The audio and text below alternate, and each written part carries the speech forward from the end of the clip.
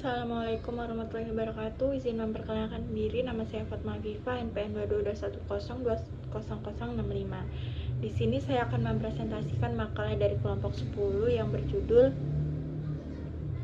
Tokoh-tokoh yang berpengaruh dalam perkembangan filsafat hukum Islam serta pemikirannya.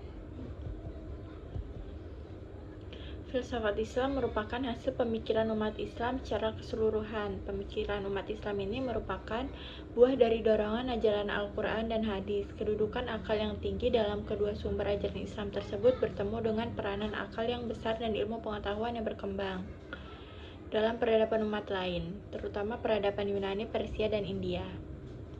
Sejarah filsafat hukum Islam. Dalam sejarah, pertemuan Islam dengan filsafat terjadi pada abad ke-8 Masehi atau abad ke-2 Hijriah. Pada saat Islam berhasil mengembangkan sayapnya dan menjangkau daerah-daerah baru dalam abad pertengahan, filsafat dikuasai oleh umat Islam. Buku-buku filsafat Yunani diseleksi dan disalurkan seperlunya, serta diterjemahkan ke dalam bahasa Arab. Perkembangan filsafat Islam hidup dan memainkan peran signifikan dalam kehidupan intelektual dunia Islam. Minat dan gairah mempelajari filsafat dan ilmu pengetahuan waktu itu begitu tinggi karena pemerintahan yang terjadi, pelopor serta pioner umat utamanya. Tokoh-tokoh filsafat Islam dan pemikirannya. Yang pertama ada Al-Kindi. Al-Kindi meyakinkan banyak definisi filsafat tanpa menyatakan bahwa definisi mana yang menjadi miliknya. Yang disajikan adalah definisi dari filsafat terdahulu, itu pun tanpa menegaskan dari siapa diperolehnya.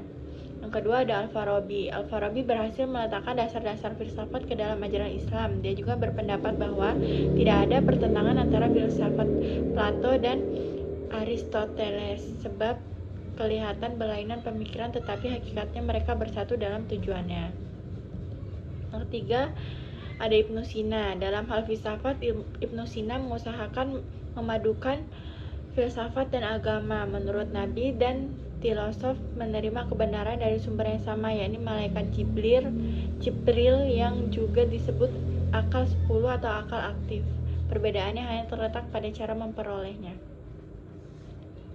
Yang keempat ada Al-Razi. Metode pemikirannya adalah bersistem pengembangan daya intelektual. Apabila ada seorang murid bertanya, maka pertanyaannya itu tidak langsung dijawabnya, melainkan dilemparkan kembali kepada murid-murid lainnya yang terbagi kepada beberapa kelompok. Yang kelima ada Ibnu Maskawai.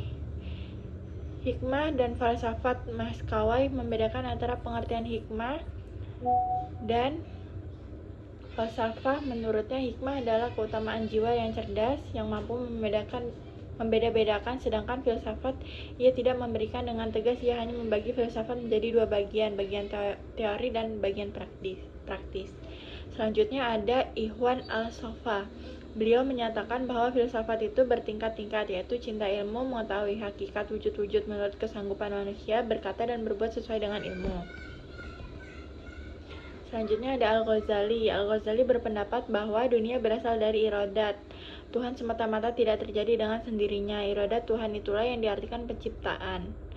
Yang selanjutnya ada Ibnu Bajjah. Menurut Ibnu Bajjah, materi dapat berekstensi harus ada bentuk. Dia berargumen jika berbentuk maka ia akan berbagi menjadi materi dan bentuk dan begitu seterusnya.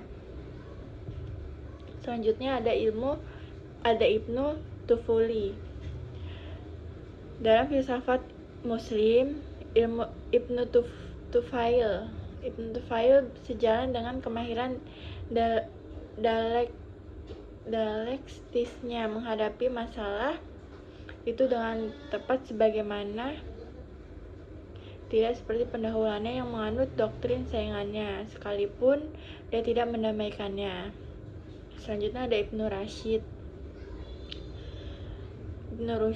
pencari Tuhan. Ibnu Rusyid meneliti berbagai golongan yang timbul dalam Islam. Menurut pendapat dia yang paling terkenal ada 4, yaitu Asy'ariyah, Mu'tazilah, Batiniyah, dan Hasyawiyah. Masing-masing golongan mempunyai kepercayaan yang berlainan tentang Tuhan dan banyak memindahkan kata-kata syara dari arti lahirnya kepada takwilan yang disesuaikan dengan kepercayaannya.